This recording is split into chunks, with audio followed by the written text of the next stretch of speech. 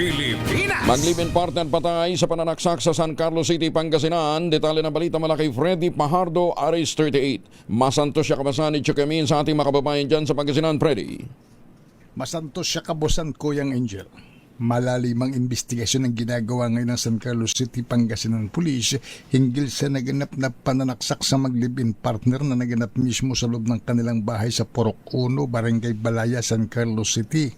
Ayon kay Chief of Police Lieutenant Colonel Saldi Puentes, nakatanggap sila ng ulat na may karumal-dumal na pangyayari sa nabanggit na lugar, kaya agad silang nagresponde at naabutan nila sa labas ng tahanan ang babaeng 44 anyos na naliligo sa sariling dugo dahil sa tama ng saksak sa iba't ibang bahagi ng kanyang katawan, habang sa loob ng kanilang bahay natagpo naman nakahandusay ang duguan at wala ng buhay na lalaking 43 anyos na live-in partner ng ginang. Ay sugod pa sa paggamutan sa barangay Ilang sa syudad ang ginang, subalit makalipas ang ilang oras binawiin na rin ng buhay habang nilalapatan ng lunas ng mga doktor. Malayo sa kapitbahay ang tahanan ng mga biktima at walang nakapansin sa krimen. Natuklasan na lamang ng may mapadaan at nakita ang dugo ang ginang bandang alas 2:30 na ng madaling araw kahapon. Walang CCTV sa lugar at blanco pang mga investigador sa pagkakakilala ng mga suspect, lalo't sinasabi ng mga kamag-anak ng mga nasawi na wala silang kaaway.